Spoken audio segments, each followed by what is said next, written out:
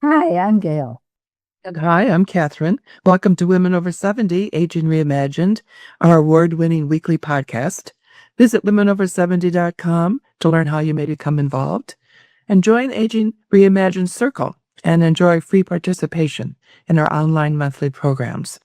And we want to thank our sponsor, Plymouth Place in LaGrange Park, Illinois, where senior living is redefined with options and opportunities to fit individual needs and preferences. And thanks for listening today. And today we have in our studio Mildred J. Mills. Mildred is the third of 17 children. She was born and raised on a 60-acre farm in Wetumpka, Alabama, where she grew up picking cotton. Mildred is a retired IT executive with a Bachelor of Arts from Southern New Hampshire University and a Master of Arts from Wilkes University in creative writing and English. Her essay, Daddy's House, won the 2022 Etruscan Prize and was published in the Etruscan Press. Her essay, Amazing Grace, is published in A Journey into Art, an anthology. Her first book is Daddy's House, a daughter's memoir of setbacks, triumphs, and rising above her roots. Mills recently won Impact Awards 2024 Self-Love Advocate of the Year. Her award-winning published book weaves a story of her rise from the cotton fields of Alabama to worldwide speaking stages, from college campuses to church pulpits, nonprofit boards, and corporate events.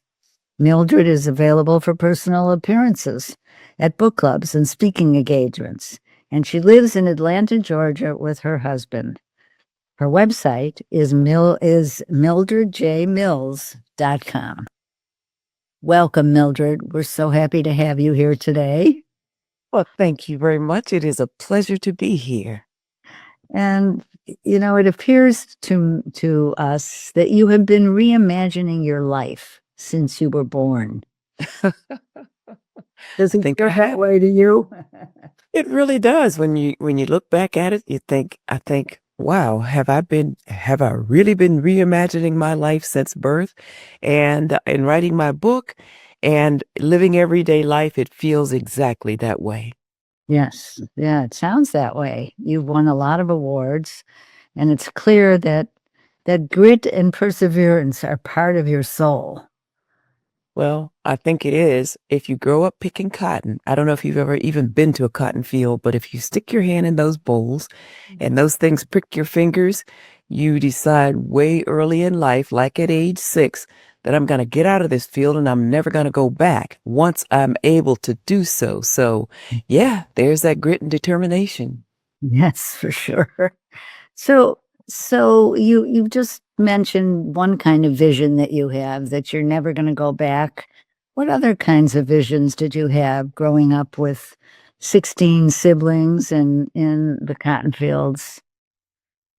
As a little girl growing up, I loved to read. In fact, I read before I could even read the words on the page. I would look at the picture books like Jack and the Beanstalk. And I remember that story of that boy I think he sold the cow. I mean, he just had wanted to get out of poverty, and I won't say that we were in poverty because we owned that land that we lived on.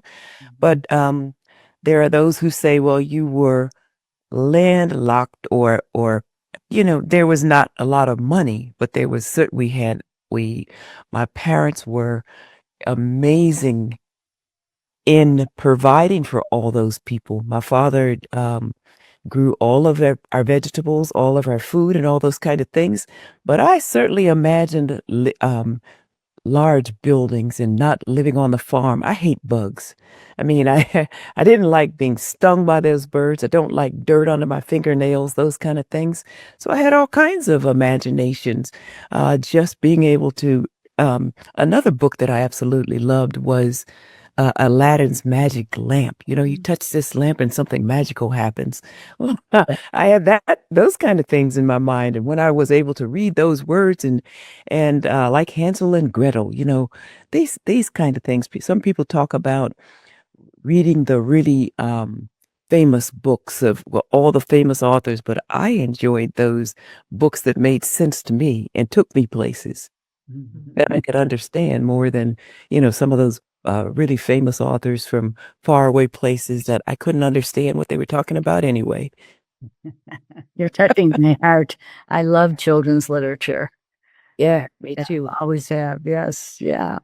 But your way out, it seems, was through IT, right? Yes. And how did that come about? Well, I was one of the first people, young Black girls, or Black people to integrate this school in 1967. And along the way, there was a teacher who asked me near the end of the school year what I was going to do after I graduated. And I said, I don't know, because that's not something that had really been discussed. My father he needed farm hands. And I hadn't heard much about getting off that farm, but I knew somehow or other I was going to get off that farm.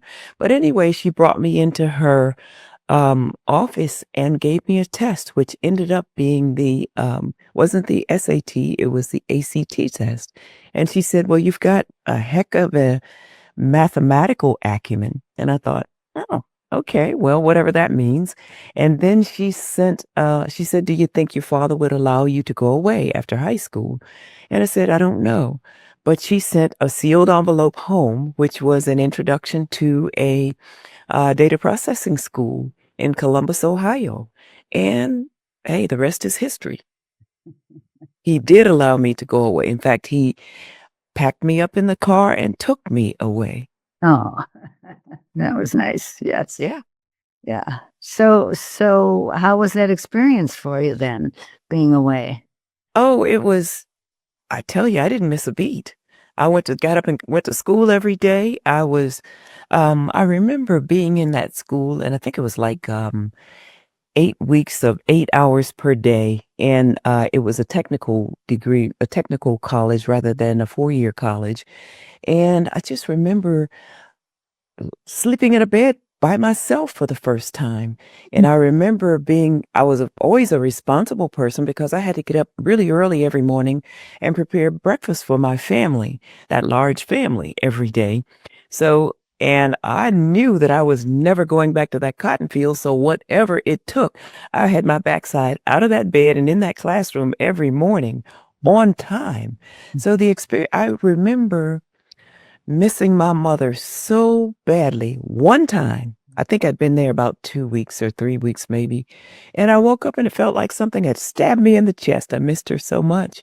And then I cried a little bit and I never cried again. Mildred, you graduated, you got your bachelor's from Southern New Hampshire University. Was that during the sort of the traditional college age time, or was that later? No, it was later. It was all online. And interestingly enough that you would ask about that, after finishing the technical degree, I ended up leaving Columbus, Ohio, which is where I went for that degree, after this event happened that we might or might not speak of. And I went to college. I went to college at that time.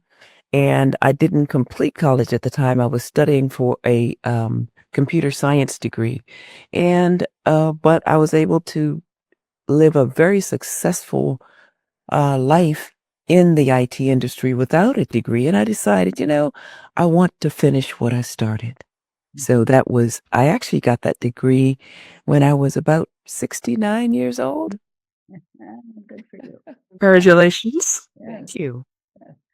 Wonderful. That's wonderful. Well, so then you started to write, or had you always been writing? Writing is how I was never writing a book. I love writing letters. I love writing if I am extremely happy or if I'm upset. I would always write those things out. If I was so angry at someone that I couldn't speak with them, I'd write them a letter. I did that to my husband once and pinned it on the mirror, and that's therapeutic for me. Writing is therapeutic. So I would write about joy. I'd write about pain. So I never thought about writing a book until I was nearly 60 years old. Oh. And What prompted it then? Why then? Interestingly enough, I left corporate America. That's another story that's in the book. And I decided to go and do some volunteer work. I had always been in this all male environment, pretty much male dominant environment. And while I was extremely successful, you're forced to behave and be a different kind of person almost. Didn't always show that soft side. So I decided to go and volunteer at a women's shelter. And I had an opportunity to speak with women who just had horrible lives. I mean, lives that had had not treated them well. And so they looked forward to me being there, and I looked forward to speaking with those people because I thought that I could bring some joy into their life for just a few moments or just for an hour or so. And after 2 years of that, I decided, these women have been abused in so many different ways, domestic violence, sexual violence, all this kind of thing. And I thought to myself, I'm going to go and talk to my mother, probably the first domestic violent person I knew. And I just wanted to go and speak to her and talk to her about her life. And I said to her, I want to know you, Mom, not just as my mother. I just want to know, what were your goals and aspirations as a child? I know you didn't aspire to be a mother of 17, nor did you aspire to be a farmer. And because I had heard before that she wanted to be a hairdresser or a school teacher. And so I went and talked to my mom about her life. And after speaking, before I spoke to her, I said, I'd like to record our conversation, Mom. In fact, I'd like to talk to you, and will you answer some hard questions for me? And she sat and pondered for a while, and then she said, sure, I'll talk to you. It's about time I talked to somebody. And it was the most amazing conversation just to sit there and speak to her. And I recorded it so I can pull out my recorder any day and hear her voice, although she's been gone for 15 years. So I did say to her at the time, I might write a book. I don't know if I will, but if I do, I want you to be part of that because my life is not a life. My story isn't a story without your story. So that's, and then so I thought about that and thought, well, what would I write about? And then so I got writing and it just, all things poured out of me that I hadn't thought about for years and years. And that was in Daddy's house? Daddy's house? Actually, before that, I was writing about a mother-daughter tumultuous relationship, and when I enrolled in my master's program at Wilkes University, I was working with Beverly D'Onofrio, who, I don't know if you guys would remember her or not. She wrote Riding in Cars with Boys, which was then turned into a movie. But she was my mentor at Wilkes University. It was just the two of us. I wasn't in a classroom of any sort. And that was also an online program. But at the end of every semester, you had to go to the university and participate in a weekend program in person.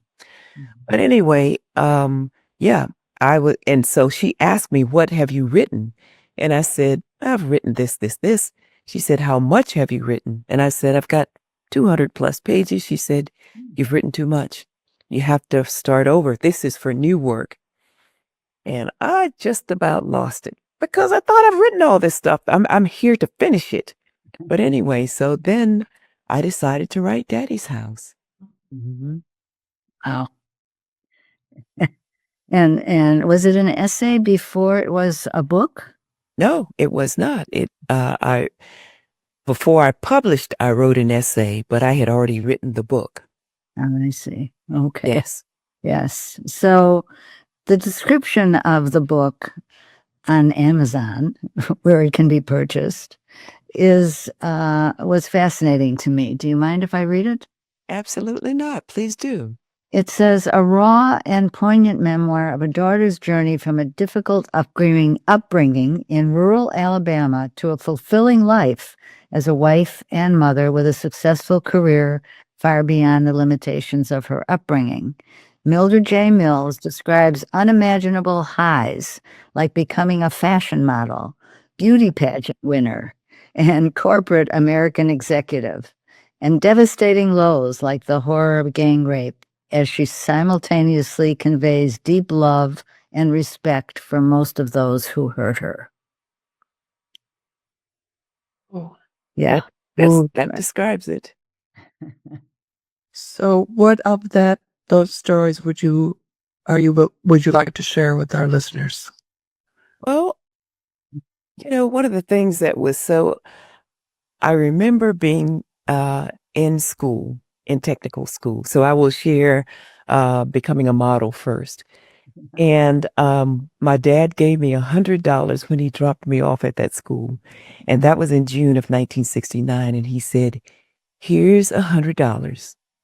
I will send you more when the crops come in." And that would be in the fall. So I had $100. I don't know how much that equates to today, but while I was in school, certainly I had to, kind of buy some things. And I saw that $100 leaving pretty quickly. So I decided, well, what am I going to do for money? But I saw this sign on a door as I was headed to the bus stop, or actually I was headed to school one morning, and it said models wanted, and they were going to pay money and you could earn some clothing. And I thought, wow, that sounds too good to be true. But I stopped by there, and I actually, after this lady said that she would train me and I could model, and I did modeling for some of the top clothing stores in the area at the time, department stores at the time. So that's how I earned money to help get myself through school. And so through that modeling, though, I also was challenged by my friends, I'll call them, from school to enter a beauty pageant. And because I was always singing.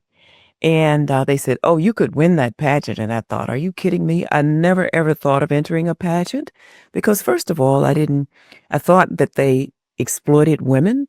And secondly, I never thought of myself as a beauty pageant kind of person. And I never thought of myself as beautiful, ugly, or any other kind of way. Just didn't think of myself that way. I wasn't a mirror kind of girl like some of my friends. But anyway, I entered that pageant and I ended up winning, going all the way to the nationals, winning third runner-up and Miss Talent for singing. So yeah, those are some of those highs that I experienced that I didn't expect to. I mean, some other highs would be things like becoming a director of in my field and having 30 years of highly successful employment and being recognized for that hard work and the ability to just grow like that. I never saw myself in those places either. And of course, one of the worst experiences I ever had was I was on the corner of at a bus stop waiting to go home after work one evening, and I was actually kidnapped and sex trafficked, which I mean, it was not something I planned, not something I ever imagined, but I tell you what, it is something that I got over. And the interesting thing is, for during this act, I just prayed that I wouldn't be pregnant, wouldn't be impregnated. And I also prayed to God that I would forget. And he answered my prayer on both of those requests. And you say, well, how do you forget? Well, the mind is a heck of a thing.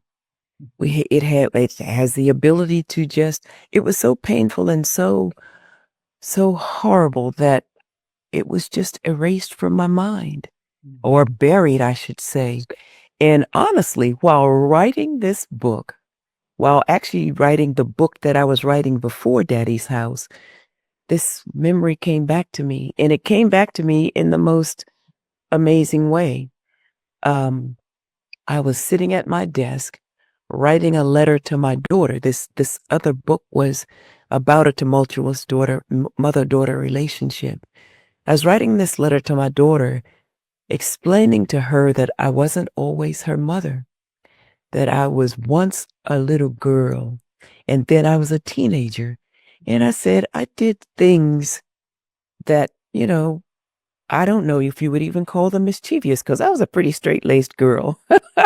And back when my current husband met me, he said, I thought you were an old spinster, because, I was just that person. I worked hard and just kind of kept my nose clean.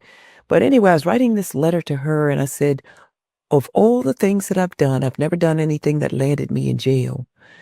So I started listing things about what I had done as an 18-year-old. And then I heard this noise outside the window, and it was Hispanic men speaking and laughing.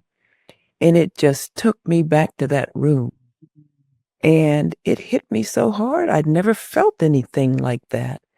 And I looked out the window and there was this big magnolia tree, and it had these big white flowers on it, and it was kind of flapping in the breeze, reminded me of bed sheets. And all of this stuff just started pouring back out of me.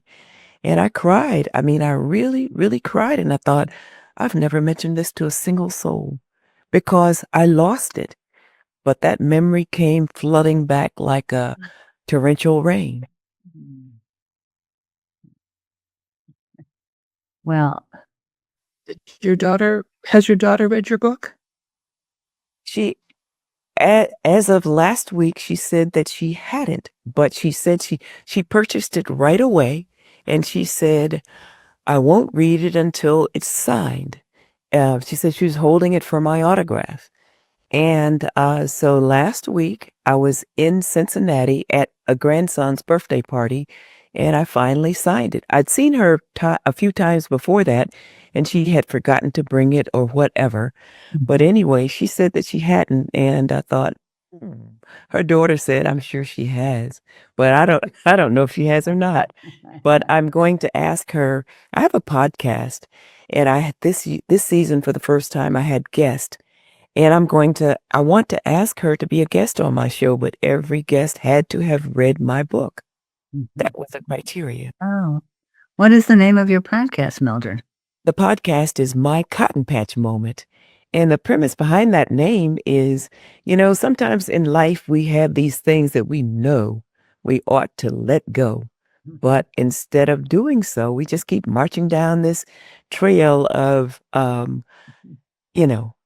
So it's about letting go of things that you should have let go of. Like when you come up on this, you're on this path to nowhere and you come to a dead end road. Are you going to go left or right? Or are you going to just keep going straight down that road? So that's what it's about.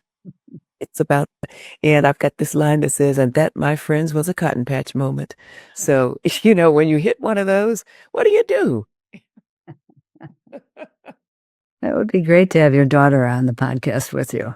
Yes, I want to have her on with me. Talk about self-love. Yes. Tell us a little bit more about that.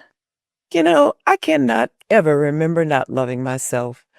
I remember being a little girl at age 4, and I was sitting on a chair, and I have to tell you that, I'm the third oldest of all those children. I have an older brother and older sister. I'm 4 years old. I've got 3 younger siblings. Nobody's paying me any attention. And I say this far too often, but I'm sitting on this chair in the dining room. I've dressed myself for church. I've got my little feet on the chair. I'm just sitting there waiting for church. And I hear my dad coming from the kitchen, and then he's always singing or whistling. And I prep myself up and sit straight in that chair. And I think he's going to say something nice to me. Not that I ever remember him saying, it's not something I remember him having done, but somehow I thought today he's going to say something nice to me. And he got pretty close to me and he looked at me and he said, I didn't know you were so stupid. And I thought, what? That doesn't sound nice.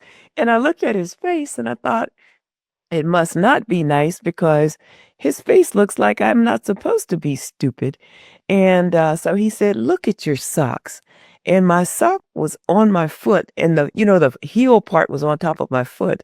Heck, I'm just myself. I'm a little girl. And so I thought at that point, I don't know what stupid is. I've never heard that word, but I'm not going to be stupid. I am not stupid, and I'm not going to be stupid. And I've just always felt, I remember telling one of my sisters that story when she said, "You always seem so self-assured. When, she said, when, after you left home, did you start to feel that way?" And that's when I thought, well, I don't ever remember not feeling this way. So I've just loved myself regardless of what situation I found myself in, because I knew that as long as I was drawing breath, I could always change whatever situation I was in that I didn't want to be in, or that I found that it was just not a good place for me. So with that, I remember also I was working at General Motors in my 20s, and I came in one day and I said, "Good morning" to some guy, and he said to me, "What's so good about it? Do you ever have a bad day?" And I thought, that's another one of those things I've never thought about. And I said, "Well, I was able to get out of bed this morning, put my own 2 feet on the floor, and keep it moving, and here I am. So, nope, I've not had a bad day." She's You, you won an award for what? For self-love. You were Self-Love Advocate of the Year. Yes, someone read my book and recommended me for that award. And they said, "Oh my gosh, only someone who loves themselves a lot could write this book and still be standing, or live this life and still be standing." And I said, hey, life hits us hard sometimes, but when people say, I've always been athletic and I play tennis. So when I get my feet done, I've got these calluses or whatever. And somebody said, "Oh, you've got ugly toes." I said, "Tell that to the person who has no feet." So, I'm pretty happy with my toes and my feet and all these things. So, hey, I do love myself. I really do. It's a wonderful lesson for all of us. It really is. Yes. Yeah. Mildred, how old are you? I am 73. My birthday is April 10th. Not quite a Taurus yet. You're an Aries, right? Yes, I am an Aries. Are you a Taurus? Yes. My mother was. We really like to ask our guests how you feel about your own aging. I have never been, I cannot look at myself in the mirror and say, "I wish I was this age," or "I wish I was that age," because I don't. The only time I ever remember thinking about age was when I turned 25 years old. I woke up that morning and said, "Oh my God, I'm a quarter century old." And when I look back at that and think about it, I thought, wow, that was interesting, because I never ever, because, I look at age as one day at a time. I didn't wake up today and say, "Oh Lord, I'm 74. Yesterday I was 20. It's one day at a time. I've done my best to take care of my body, my mind, and my spirit. So I have no issues with aging. In fact, I look forward to every day. I look at my grandchildren, and I have great grandchildren, and I think, oh wow, there are 4 generations of me.